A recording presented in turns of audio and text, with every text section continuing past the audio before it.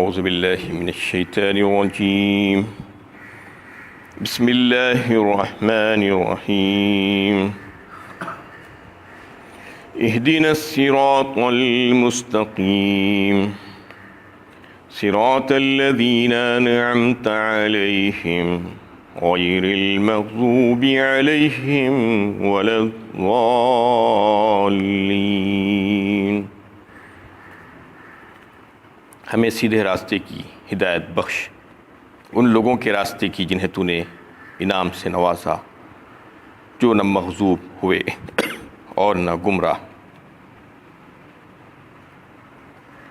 اس میں بندہ اللہ تعالیٰ سے ہدایت کے راستے کا طالب ہے اور مانگ رہا ہے کہ مجھے صراط مستقیم پر چلا دیجیے۔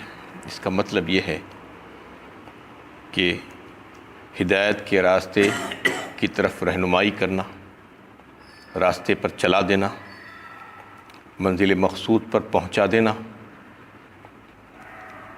یا راستے کی توفیق عطا کر دینا صراط مستقیم کے، اس کے اوپر استقامت دے دینا، یہ سب مطلب ہے اس کی۔ یعنی وہ راستہ جو سیدھا جنت کی طرف جاتا ہے۔ صراط مستقیم کا مطلب یہ ہے کہ وہ شاہراہ ہے جس پر چل کر انسان جنت کے راستے کی طرف چلا جا سکتا ہے بڑی آسانی کے ساتھ۔ فَمَن يُرِدُ اللَّهُ أَن يَهْدِيَهُ يَشْرَحْ صَدْرَهُ لِلْإِسْلَامِ۔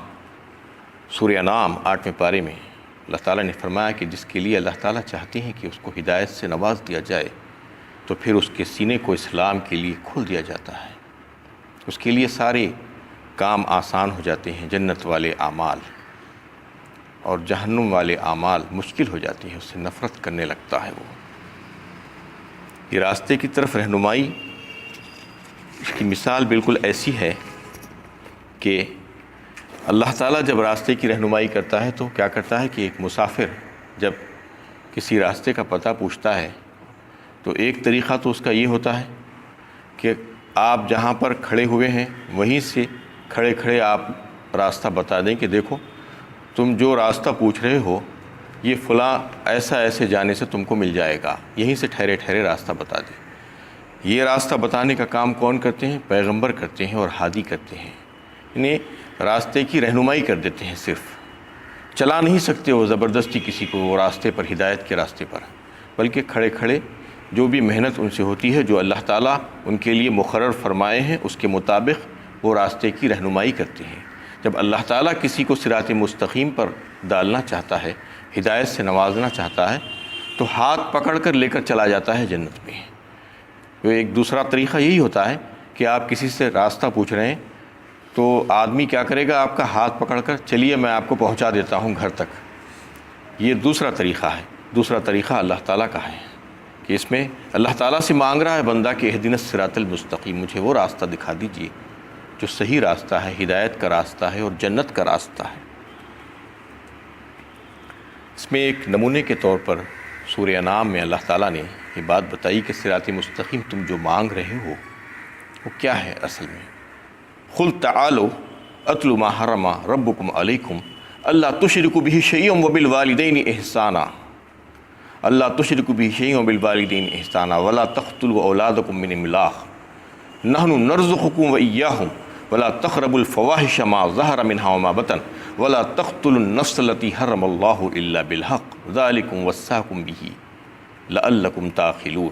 کچھ باتیں، کچھ ہدایتیں دی گئی ہیں، اس میں کہہ دیا گیا ہے اللہ کے نبی صلی اللہ علیہ وسلم سے کہ آپ کہہ دیجئے ان لوگوں سے کہ کیا میں تمہیں پڑھ کر سناؤں وہ چیزیں جن کو اللہ تعالیٰ نے، تمہارے رب نے تمہارے اوپر حرام کر دیا ہے؟ وہ کیا ہے کہ اللہ تعالیٰ کے ساتھ کسی اور کو شریک مت کرو، اللہ تشرکوا بہ شیئا، اور پھر والدین کے ساتھ حسن و سلوک کرو، اچھا جو ہے معاملہ کرو ان کے ساتھ، اور اولاد کو قتل مت کرو مفلسی کے ڈر سے، کیونکہ ہم ان کو بھی رزق دیتے ہیں اور تم کو بھی رزق دیتے ہیں، تم ان کے رزق دینے والی نہیں ہو، اس لیے تمہیں زیادہ فکر کرنے کی ضرورت نہیں ہے۔ اور کسی جان کو بلا وجہ کے ناحق قتل مت کرو، اور فحش اور بے حیائی کے کاموں سے کے قریب بھی مت جاؤ، چاہے وہ ظاہر ہو یا چھپی ہوئی ہو، کسی بھی بے حیائی کے کاموں سے دور رہنے کی کوشش کرو، اس کے قریب بھی مت جاؤ۔ ولا تقربوا مال الیتیم الا بالتی ہی احسن حتی یبلغ اشدہ واوفوا الکیل والمیزان بالقسط لا نکلف نفسا الا وسعها واذا قلتم فعدلوا ولو كان ذا قربى وبعہد اللہ اوفوا ذلکم وصاکم به لعلکم تذکرون۔ اور مزید ہدایتیں دی گئی ہیں اس میں کہ یتیم کا جو مال ہے اس کے قریب بھی مت جاؤ۔ اس کا مطلب یہ ہے کہ اس کو غلط استعمال مت کرو یہاں تک کہ وہ اپنے بلوغ تک پہنچ جائے، اس کا مال اس کے حوالے کر دو۔ یہ کہنا چاہتے ہیں اللہ تعالیٰ، وَلَا تَقْرَبُوا مَالَ الْيَتِيمِ إِلَّا بِالَّتِي هِيَ أَحْسَنُ حَتَّى يَبْلُغَ أَشُدَّهُ وَأَوْفُوا الْكَيْلَ وَالْمِيزَانَ بِالْقِسْطِ۔ فرمایا اس کے بعد ناپ اور تول میں کمی مت کرو، بلکہ اس کو پورے انصاف کے ساتھ پورا کرنے کی کوشش کرو۔ لا نکلف نفسا الا وسعها، اللہ تعالیٰ کسی نفس پر، کسی جان پر اس کی طاقت اور استطاعت سے زیادہ بوجھ نہیں ڈالتی۔ وَإِذَا قُلْتُمْ فَعَدِلُوا وَلَوْ كَانَ ذَا قُرْبَىٰ، اور ایک بہترین بات، جب تم بات کہو تو اچھی اور سچی انصاف والی بات کہو، چاہے وہ تمہارے رشتہ داروں کے خلاف ہی کیوں نہ پڑ جاتی ہو، لیکن تم بات میں غلط بات، غلط گواہی، چھوٹی باتیں، یہ کچھ بھی نہیں کرنا ہے۔ اس کے تعلق سے ہدایت دی گئی۔ وَإِذَا قُلْتُمْ فَعَدِلُوا وَلَوْ كَانَ ذَا قُرْبَىٰ وَبِعَہْدِ اللَّهِ أَوْفُوا، اور آخری میں بتایا گیا ہے کہ اللہ سے عہد کرو تو اس کو پورا کرنے کی کوشش کرو۔ جو بھی عہد و پیمان تم کسی سے کرو، اللہ سے عہد کرو یا انسانوں سے عہد کرو یا کسی اور سے عہد کرو، تو اس کو مکمل اور پورا کرنے کی کوشش کرو۔ یہ تمام باتیں بتانے کے بعد کہا گیا کہ وَأَنَّ هَٰذَا صِرَاطِي مُسْتَقِيمًا فَاتَّبِعُوهُ وَلَا تَتَّبِعُوا السُّبُلَ فَتَفَرَّقَ بِكُمْ عَن سَبِيلِهِ۔ کہہ دیا گیا کہ صراط مستقیم یہی ہے، میرا چلنے کا راستہ۔ اللہ کے نبی صلی اللہ علیہ وسلم فرما رہے ہیں کہ یہ میرا راستہ ہے جو بالکل سیدھا ہے اور مستقیم ہے، تم اس کو اپناؤ۔ اگر اس کو چھوڑ کر تم دوسرے راستوں کو اپناؤ گے تو وہ تم کو اللہ کی راہ سے جدا جدا کر دیں گے، الگ الگ کر دیں گے۔ یہ ایک نمونے کے طور پر چند چیزیں بتا کر جو ہے کہہ دیا گیا کہ دیکھو تم جو صراط مستقیم جو مانگ رہے ہو اللہ تعالیٰ سے، تو یہ صراط مستقیم ہے، ان چیزوں پر عمل کرنے کی کوشش کرو۔ اللہ تعالیٰ سے بندہ صراط مستقیم مانگتا ہے تو اللہ تعالیٰ اس کے جواب میں اس کو پورے کا پورا قرآن پاک، قرآن مجید، کلام پاک عطا فرما دیے، اور کہہ دیا گیا کہ دیکھو یہی صراط مستقیم ہے، تم اس کو پڑھو اور سمجھو، اس پر عمل کرنے کی کوشش کرو تو یقیناً تم کو صراط مستقیم اور ہدایت کا راستہ مل جائے گا۔ اور اس میں جو بات واضح کی گئی کہ سیدھے راستے سے مراد وہ راستہ ہے جو سیدھا اللہ تک پہنچتا ہے اور جس پر چل کر آدمی منزل مقصود کو پہنچ جاتا ہے، اور جو حقیقی فوز و فلاح کا ضامن اور رضائے الہی کے حصول کا واحد ذریعہ ہے۔ یہ راستہ اسلام اور صرف اسلام کا ہی ہے، اس کے سوا اور کوئی دوسرا راستہ نہیں ہو سکتا۔ جس اسلام کو اللہ کے نبی صلی اللہ علیہ وسلم نے ساری دنیا کے سامنے پیش کیا تھا، یہ وہی راستہ ہے۔ ان الدین عند اللہ الاسلام، فرمایا اللہ تعالیٰ نے ایک مقام پر، دین تو دین اسلام ہی ہے اللہ کے نزدیک۔ ومن یبتغی غیر الاسلام دینا فلن یتقبل منہ، اور جو کوئی اگر دین اسلام کے علاوہ اور کوئی دوسرا دین کو پسند کرتا ہے تو پھر اللہ تعالیٰ اس سے راضی نہیں ہوں گے۔ تو اس میں یہ بات واضح کر دی گئی کہ جو صراط مستقیم کی جو بات ہو رہی ہے، جو ہدایت کے راستے کی جو بات ہو رہی ہے، وہ صرف اور صرف اسلام ہی کا راستہ ہے، اس کے علاوہ اور کوئی دوسرا راستہ نہیں ہے۔ جس طرح دو نقطوں کے درمیان ایک ہی خط مستقیم کھینچ سکتی ہے، اس طرح اللہ تک پہنچنے کی واحد راہ یہی اسلام کی صراط مستقیم ہے۔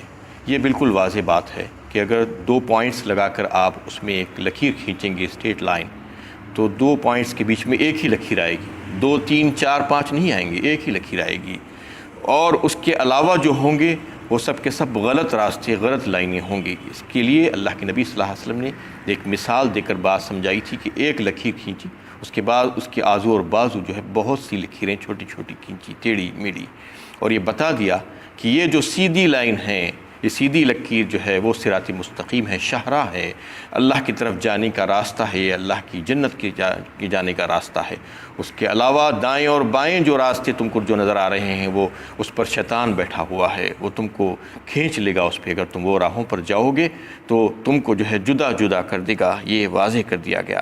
اس سے خود بخود اس گمراہ کن نظریے کی تردید ہوتی ہے کہ تمام راستے اللہ تک پہنچتے ہیں، لہٰذا آدمی جس راہ پر بھی چل پڑے خدا تک رسائی ہو جائے گی۔ یہ غلط قسم کی رواداری ہے۔ قرآن انسان کو رواداری کے اس پرفریب تصور سے جو ہے چھڑانا چاہتا ہے۔ یعنی بہت سے لوگ ایسے ہیں جو بڑی رواداری کی باتیں کرتے ہیں، سیکولر بننے کی کوشش کرتے ہیں اور کہتے ہیں کہ نہیں سب راستے اللہ ہی کی طرف جاتے ہیں، چاہے تم کوئی راستہ اپنا لو، وہ راستہ جا کر اللہ ہی کے پاس پہنچے گا۔ ایسا نہیں ہو سکتا، راستہ ایک ہی ہے، صحیح راستہ وہ ہے الاسلام، دین اسلام، اس کے علاوہ اور کوئی دوسرا راستہ ہو ہی نہیں سکتا۔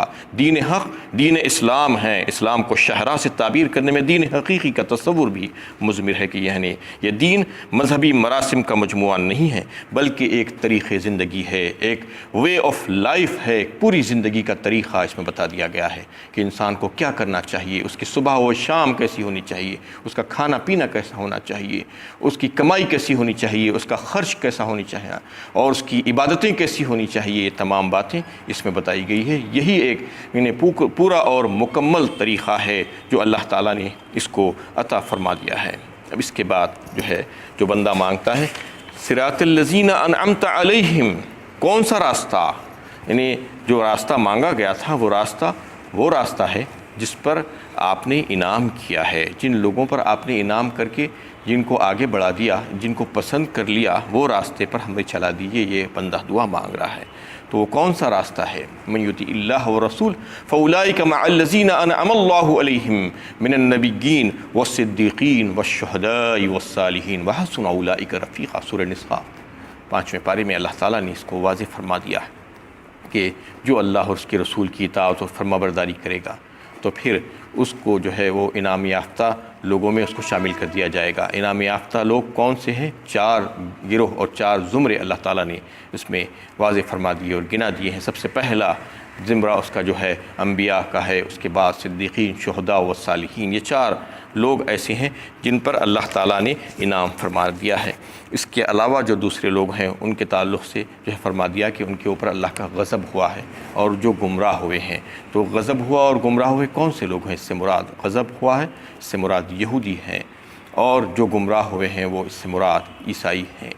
تو غضب ہوا ہے اس وجہ سے کہ انہوں نے سیدھے راستے کو جانتے بوجھتے بھی اپنایا نہیں اور اللہ تعالیٰ کی بھیجی ہوئی جو آسمانی کتابیں تھیں اس میں تحریفات کر دی اور اس میں غلط سلط باتیں ملائی اور حضرت عزیر علیہ السلام کو ابن اللہ کہا، اللہ کا بیٹا کہا، اور احبار اور رہبان جو تھے ان کے علماء ان کو حلال و حرام کا جو ہے یعنی وہ بنا دیا کہ وہ جو چاہیں اس کے تعلق سے فیصلے کر سکتے ہیں۔ اس قسم کی حرکتوں کی وجہ سے اللہ تعالیٰ ان کے اوپر بڑے غضبناک ہوئے۔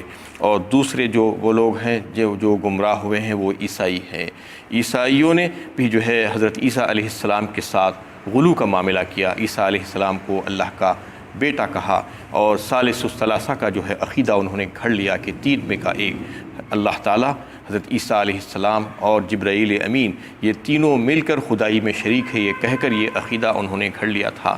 اس طریقے سے جو ہے وہ لوگ بھی گمراہ ہوئے۔ ان کے تعلق سے جو ہے یہ بات واضح فرما دیجیے کی گئی ہے کہ اللہ کا غضب ان لوگوں پر ہوا جنہوں نے اللہ کے دین اور اس کی شریعت کو دل کی آمدگی کے ساتھ قبول نہیں کیا بلکہ اس کا مذاق بنا دیا، اس کو محض رسمی طور پر قبول کیا۔ اور پھر گمراہ وہ لوگ ہوئے جنہوں نے اللہ کے دین کی نعمت کو پایا لیکن غلو، بدعات، ترک دنیا اور فلسفیانہ بحثوں کے چکر میں پڑ کر راہ راست سے بہت دور نکل گئے۔ اس کی مثال نصارہ کی ہے، عیسائیوں کی ہے۔ اس میں آج اگر دیکھا جائے تو بڑا المیہ ہے کہ مسلمان بھی جو ہے اس قسم کی گمراہیوں میں پڑے ہوئے ہیں۔ اللہ تعالیٰ سے تو ہدایت مانگتے ہیں، ہر نماز میں اہدنا الصراط المستقیم پڑھتے ہیں لیکن انہیں پتہ ہی نہیں چلتا، ایاک نعبد و ایاک نستعین پڑھتے ہیں انہیں معلوم ہی نہیں ہے کہ اس کا مطلب کیا ہے۔ آخر اس کا مطلب جانے بوجھے ہزاروں بار پڑھ لیے ہوں گے لیکن انہیں معلوم ہی نہیں ہوا کہ ہم تیری ہی عبادت کرتے ہیں اور تجھی سے مدد مانگتے ہیں اور ہمیں سیدھا راستہ دکھا۔ یہ کیا مطلب ہے آخر اس کا؟ کون سا راستہ مانگ رہے ہیں اور کون سے راستے پر چل رہے ہیں؟ اگر کوئی یہ چاہتا ہے کہ اسے صراط مستقیم مل جائے اور اگر اس کا وہ خواہش مند ہے تو پھر جن لوگوں کے اوپر اللہ کا غضب ہوا ہے اور جو گمراہ ہوئے ہیں وہ راستوں سے اس کو الگ اپنے آپ کو کر لینا ہوگا۔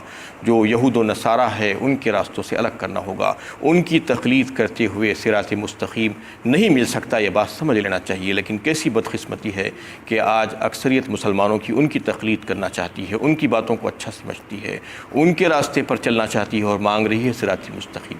صراط مستقیم کیسے مل سکتا ہے؟ یہ تو تضاد ہے، یعنی چل رہے ہیں ایک راستے پر اور مانگ رہے ہیں دوسرے راستے کی توفیق۔ ایسا ممکن نہیں ہے، اس لیے ذلیل و خوار ہو گئے ہیں آج مسلمان دنیا بھر میں۔ اللہ تعالیٰ سے دعا ہے کہ اللہ تعالیٰ تمام مسلمانوں کو اس گمراہی کے گڑھے سے نکال دے اور ہمیں بھی صراط مستقیم کی توفیق عطا فرمائے اور اس پر چلا دے اور چلا کر جنت کا راستہ دکھا کر ہمیں جنت میں پہنچا دے۔ وآخر دعوانا ان الحمد للہ رب